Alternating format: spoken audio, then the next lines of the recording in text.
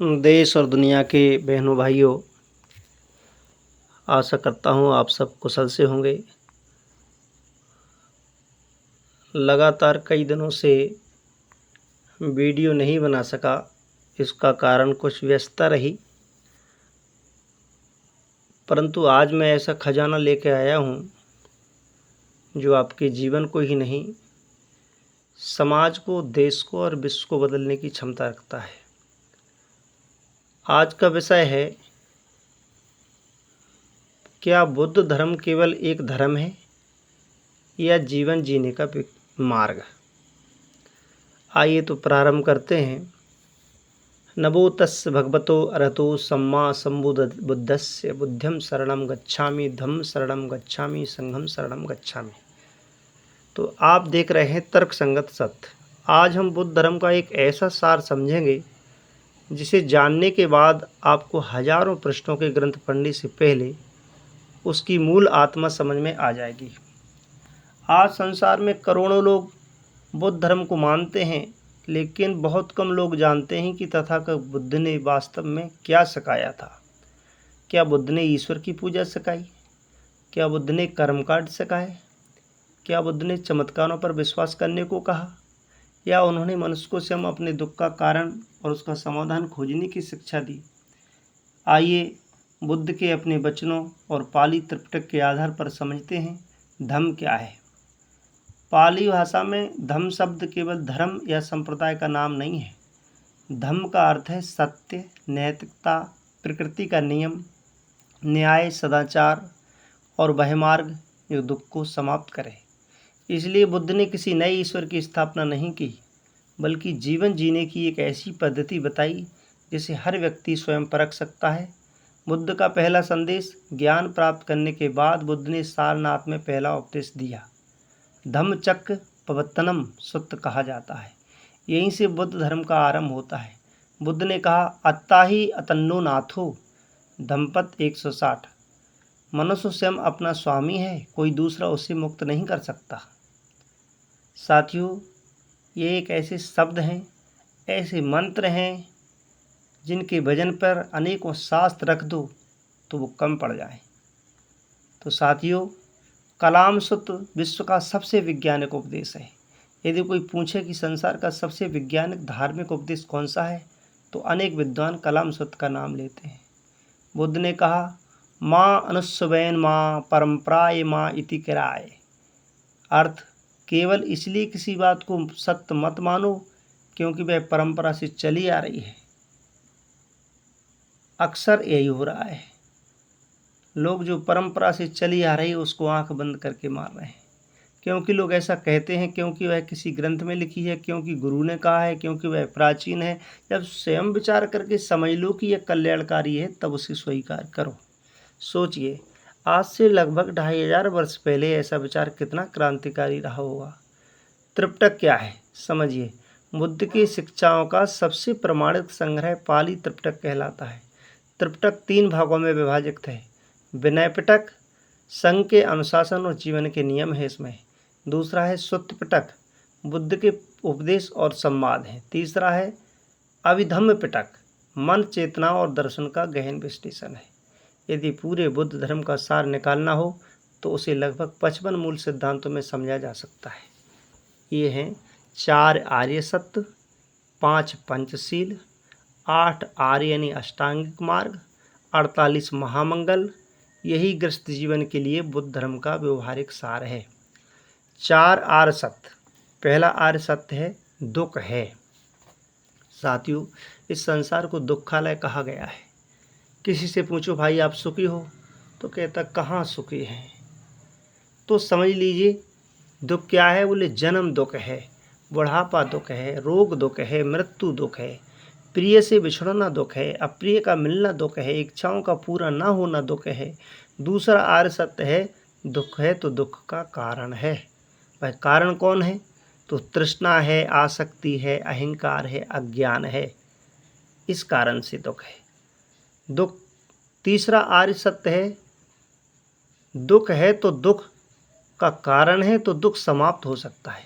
यदि कारण समाप्त हो जाए तो परिणाम भी समाप्त हो जाता है। तो चौथा आर्य सत्य है दुख समाप्त करने का उपाय। तो आर्य अष्टांगिक मार्ग तो समझिए पंचशील गृहस्थ जीवन का आधार। किसी प्राणी की हिंसा न करना, चोरी न करना, दुराचार न करना, झूठ न बोलना, नशा न करना, ये पंचशील हैं। साथियों, अगर किसी भी किताब से, किसी भी शास्त्र से, किसी भी ग्रंथ से ये 5 बातें निकाल दी जाएं तो क्या वो ग्रंथ रहेगा? मैं चाहता हूँ आप एक बार और समझें। किसी प्राणी की हिंसा न करना 1, चोरी न करना 2, दुराचार न करना 3, झूठ न बोलना 4 और नशा न करना 5। अब कोई शास्त्र हो और वह कहे कि भाई हिंसा भी करो, चोरी भी करो, दुराचार भी करो, झूठ भी बोलो, नशा भी करो, तो क्या वो कोई शास्त्र माना जाएगा? तो साथियों, जितनी भी कथा कहानी नैतिकता के लिए लिखी गई, उदाहरण के लिए लिखी गई, वो सारी कथा कहानी इन्हीं 5 बातों के इर्द गिर्द घूमती हैं। इसे हम पंचशील कहते हैं। यदि पूरी मानवता केवल इन 5 नियमों का पालन करने लगे तो संसार की अधिकांश समस्याएं अपने आप कम हो जाएं। आगे है आर्य अष्टांगिक मार्ग। इसमें सम्यक दृष्टि, सम्यक संकल्प, सम्यक वाणी, सम्यक कर्म, सम्यक आजीविका, सम्यक प्रयास, सम्यक स्मृति और सम्यक समाधि। यही बुद्ध का वास्तविक योग है। यही चरित्र निर्माण की प्रक्रिया है। यही वह आधार है जिस पर आगे महामंगल सूत्र के 38 मंगल, 10 परिमताएं, तृतीय समुत्पाद, त्रिलक्षण, पंच स्कंद, ब्रह्म विहार, धम्मपद की महान गाथाएं और निर्माण का वैज्ञानिक अर्थ समझ में आता है। महामंगल सूत्र बुद्ध द्वारा बताए गए वास्तविक मंगल आज भी समाज में लोग शुभ मुहूर्त, ग्रह नक्षत्र, ताबीज, रतन टोने टोटके और अनेक प्रकार के कर्म कांडों को मंगल मानते हैं, लेकिन जो वास्तविक मंगल हैं उनको कोई नहीं जानता। इसका उत्तर सूत्र निपात के महामंगल सूत्र में मिलता है। पाली में इसका प्रथम गाथा है, बहु देवा मनुष्याचा मंगलानि अचिंतयु अखंड खमाना सुत्थानम ब्रूहम मंगल मुक्तमम। अर्थात असंख्य देवता और मनुष्य यह विचार करते रहे कि सर्वोच्च मंगल क्या है। तब बुद्ध ने सर्वोत्तम मंगल बताए। बुद्ध ने कहा, सच्चा मंगल किसी ताबीज, ग्रह पूजा या चमत्कार में नहीं बल्कि मनुष्य के चरित्र में है। उन्होंने 48 मंगल कर्म बताए। इन 48 मंगलों को आप गौर से सुने और नोट कर लें।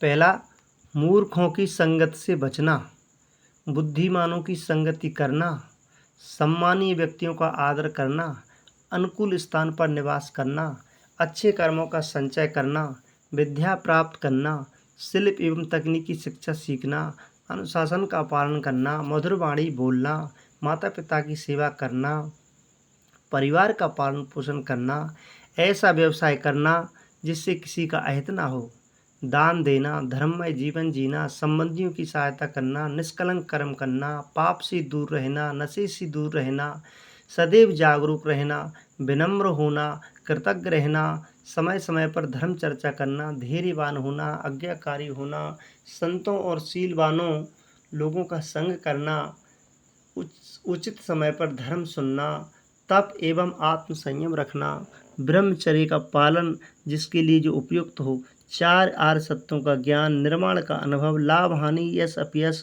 सुख दुख में संभाव रखना, शोक रहित निर्बल और निर्भय जीवन जीना। सोचिए, इन 48 मंगलों में कहीं भी जाति नहीं है, कहीं भी जन्म कुंडली नहीं है, कहीं भी पशु बलि नहीं है, कहीं भी कर्मकांड नहीं है। यही बुद्ध की महानता है कि उन्होंने मंगल को आचरण से जोड़ा, आडंबर से नहीं। अब 10 पारमिताएं।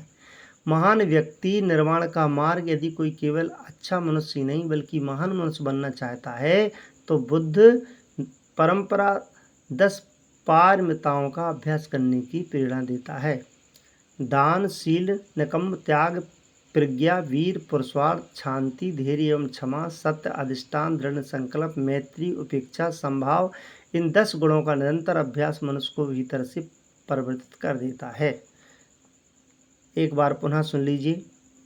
जीवन में जो 10 पारमिताएं हैं पहली दान, दूसरा शील, तीसरा त्याग, चौथी प्रज्ञा, पांचवी पुरुषार्थ, छठवां क्षमा धीर, सातवां सत्य और आठवां दृढ़ संकल्प, नौवां मैत्री और 10वां उपेक्षा यानी संभाव। तो ध्यान रखना, जिसके अंतःकरण में ये 10 गुणों का निरंतर वास है वह व्यक्ति बुद्ध के करीब है। तृतीय समुत्पादवाद बुद्ध का कारण और परिणाम का सिद्धांत है। बुद्ध दर्शन का सबसे गहरा सिद्धांत है। तृतीय समुत्पादवाद पाली पट्टिचम समुत्पाद पाली सूत्र कहता है, इमस्वी सति इदम होति, इमस्युपादाहदम इदम उपजति, इमस्ति असति इदम न होति, इसस्य निरोधा इदम निरुज्यति।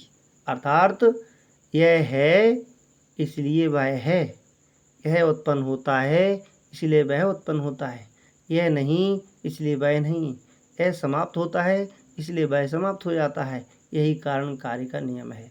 बुद्ध कहते हैं कि संसार में कोई भी घटना बिना कारण नहीं होती, दुख भी कारण से उत्पन्न होता है। यदि कारण मिटा दिए जाएं तो दुख भी समाप्त हो जाता है। यही विचार आधुनिक विज्ञान की कारण कार्य की अवधारणा से मेल खाता है।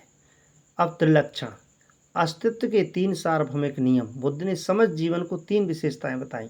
सभ्य संखारा अनिच्चा यानी अर्थ सभी संस्कार संयोजित वस्तुएं अनित्य हैं। सभ्य संखारा दुखा, सभी संस्कार दुख के अधीन हैं। सभ्य धम्मा अनंता, सभी धर्म घटनाएं तत्स्थायी आत्मा से रहित हैं। यही 3 लक्षण अनित्य, दुख और अनात्म बौद्ध दर्शन की आधारशिला हैं। इनको समझे बिना बुद्ध धर्म को पूरी तरह समझना संभव नहीं है। अगले भाग में हम पंच स्कंद, 4 ब्रह्म विहार, धम्मपद की महान गाथाएं, सिंगालोवाद, सूत्रग्रस्त धर्म निर्माण और आधुनिक युग में बुद्ध की प्रासंगिकता का विस्तार से विवेचन करेंगे। तो साथियों, आपने समझा कि बुद्ध धर्म कितने ऊंचे स्तर की बात करता है, मानव को कितने ऊंचे स्तर से ले जाता है। आइए 25 स्कंद को समझते हैं। जिसे हम मैं समझते हैं वह क्या है। बुद्ध ने मनुष्य का विश्लेषण करते हुए बताया कि जिसे हम मैं या मेरा कहते हैं वह 5 स्कंदों यानी समूह का निरंतर बदलता हुआ प्रवाह है। रूप शरीर है, वेदना सुख दुख की अनुभूतियाँ हैं, संज्ञा पहचानने और नाम देने की क्षमता है, संस्कार मानसिक प्रवृत्तियाँ इच्छाएं प्रतिक्रियाएं, विज्ञान चेतनाएं। इन 5 में से कोई भी स्थायी नहीं है। यही कारण है कि बुद्ध ने अनित्य अर्थात परिवर्तनशीलता पर इतना बल दिया।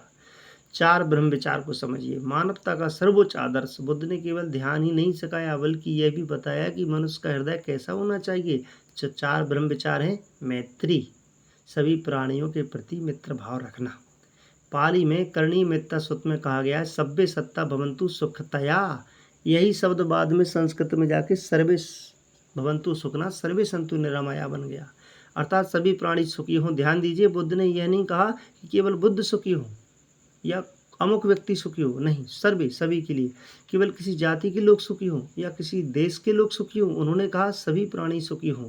क्या कहा उन्होंने? सभ्य सत्ता भवन्तु सुखतता, अर्थात उन्होंने कहा सभी प्राणी सुखी हों। दूसरा है करुणा, दूसरों के दुख को देखकर उसके निवारण की भावना उत्पन्न होना ही करुणा है। तीसरी है मुदिता, दूसरे की सफलता देखकर प्रसन्न होना। आज समाज का अधिकांश दुख ईर्ष्या से उत्पन्न हो रहा है। बुद्ध ने ईर्ष्या का स्थान मुदिता से भर दिया था।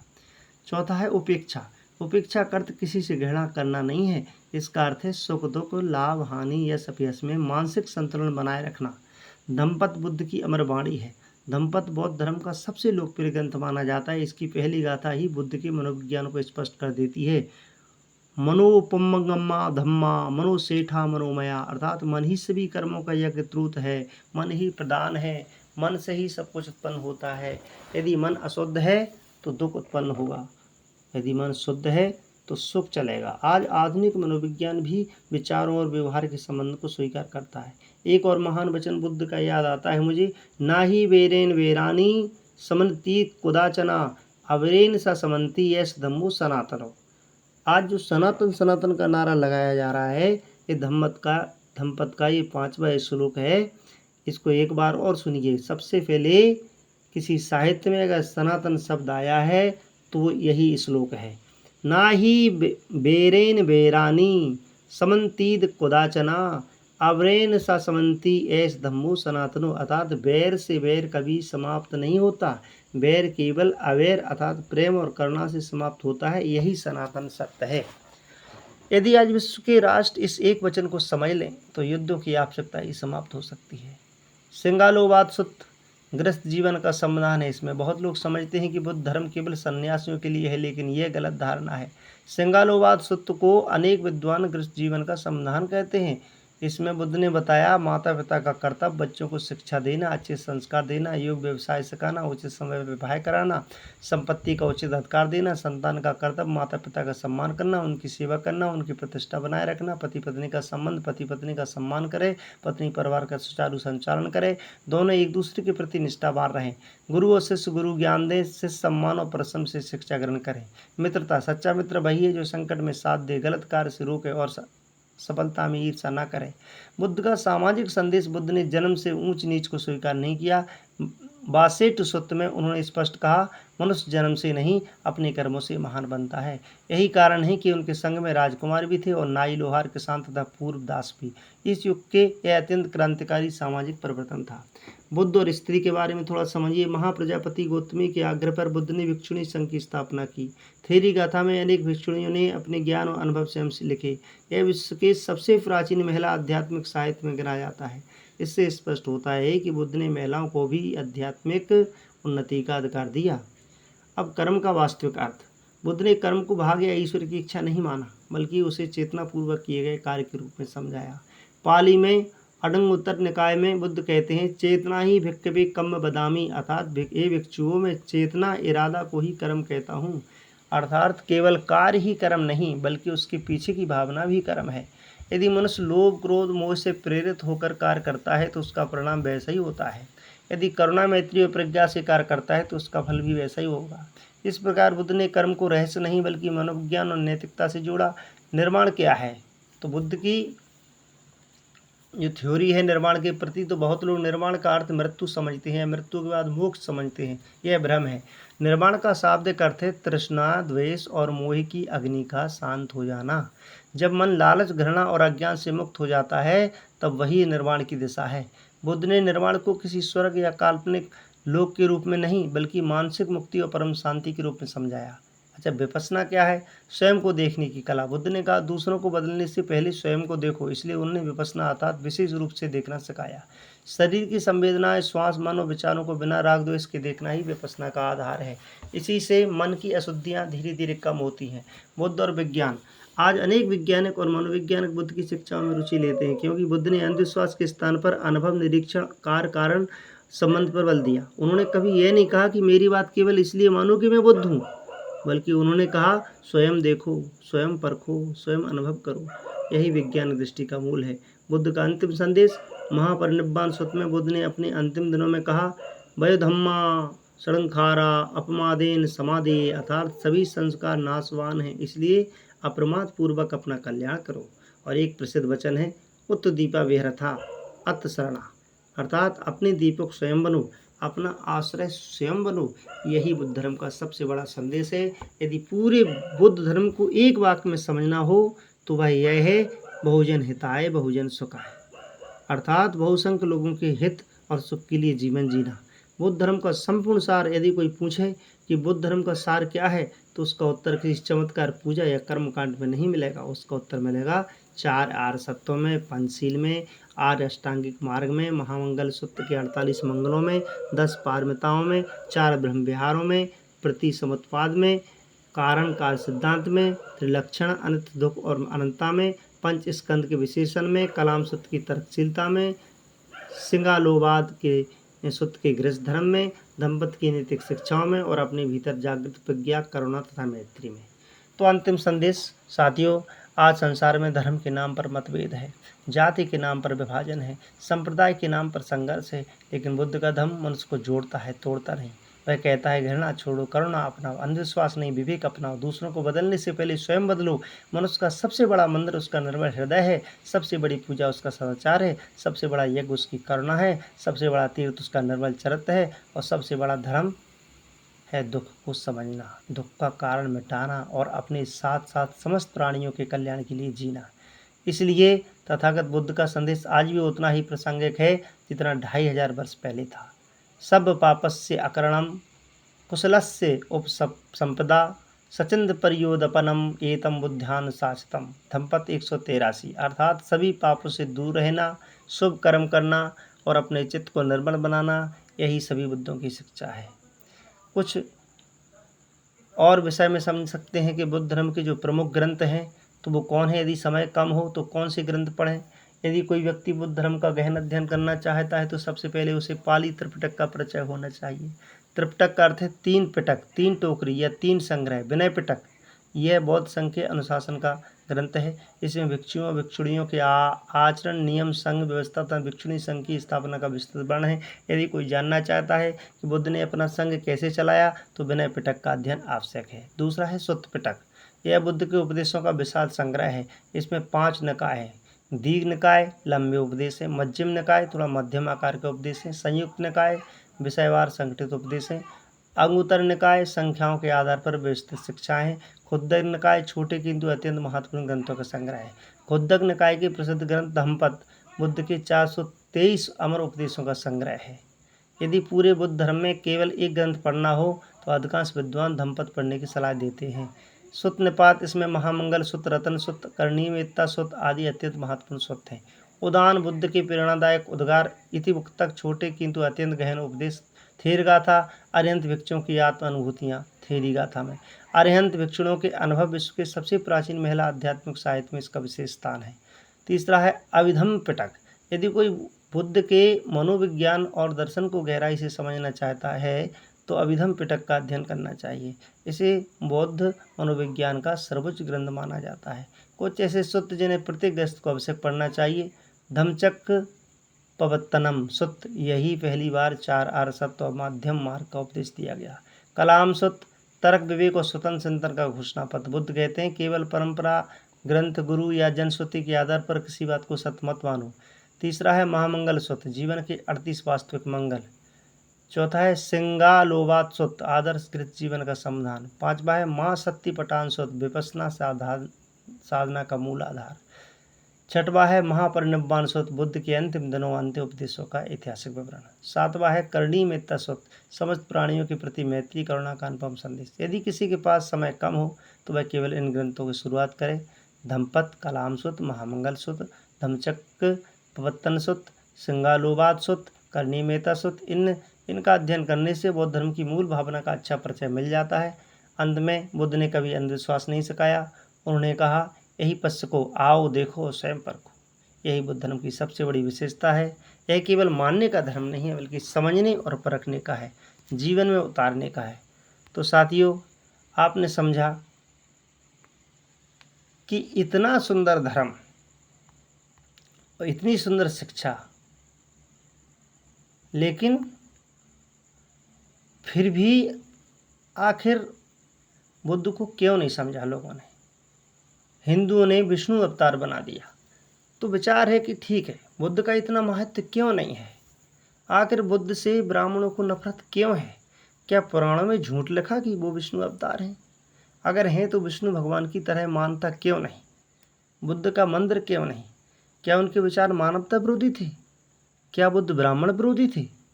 ऐसे बहुत से प्रश्न हैं जो हमें वास्तविक इतिहास की तरफ मोड़ते हैं, लेकिन हम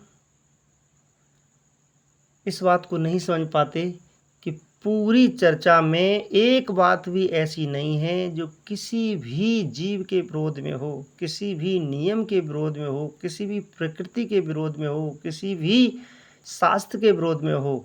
लेकिन फिर भी बुद्ध की शास्त्रों को नष्ट किया गया, बुद्ध की मूर्तियों को नष्ट किया गया, बुद्ध के स्तूपों को, मंदिरों को नष्ट किया गया। ये सभी बात जानते हैं। हाँ, नष्ट करना चाहिए जो कांटे बोता हो। बुद्ध ने अपने पूरे जीवन में फूल बोए फिर भी नष्ट किया गया। तो साथियों, आज की बातें बहुत हो चुकी हैं। आपने इसको समझा। मेरा केवल कहने का उद्देश्य यह है कि बुद्ध किसी जाति के नहीं है, बुद्ध किसी धर्म के नहीं है, बुद्ध किसी संप्रदाय के नहीं है। बुद्ध से तात्पर्य है बुद्धिमानों का संप्रदाय, बुद्धिमानों का समूह। अगर आप बुद्धिमान हैं तो आप बुद्ध हैं। आप अगर बुद्धिमान नहीं हैं तो आप मूर्ख हैं। तो मैं आपसे यही निवेदन करना चाहता हूँ कि अगर आप थोड़े से भी बुद्धिमान हैं तो आप बुद्ध हैं, और बुद्ध के बताए हुए मार्गों पर ही आपको हर प्रकार की शांति, सुख, निर्वाण, परम लाभ मिल सकता है। और अगर आप इस पावन मार्ग को छोड़ करके अन्य काल्पनिक पोंगापंथियों का मार्ग पकड़ते हैं तो केवल अंधविश्वास, पाखंडवाद, भटकाव ही आपको प्राप्त होगा। या तो आप इस पूरे धर्म जो मैंने आपको बताया बुद्ध धर्म का, इस पूरे धर्म में कोई कमी ढूंढो कि हाँ इसमें ये कमी है। जब आपको पूरी कमी मिलती नहीं, इतने अच्छे धर्म को आखिर भारत से क्यों अलविदा कर दिया, आखिर क्यों खदेड़ दिया? बहुत सारे प्रश्न मेरे मन में हैं। तो साथियों, इसका उत्तर आपको कमेंट में देना है। तर्क संगत सत्य नंबर 1 चैनल को अधिक से अधिक लाइक कीजिए, सब्सक्राइब कीजिए। आपका दिन शुभ हो। आज के लिए इतना ही।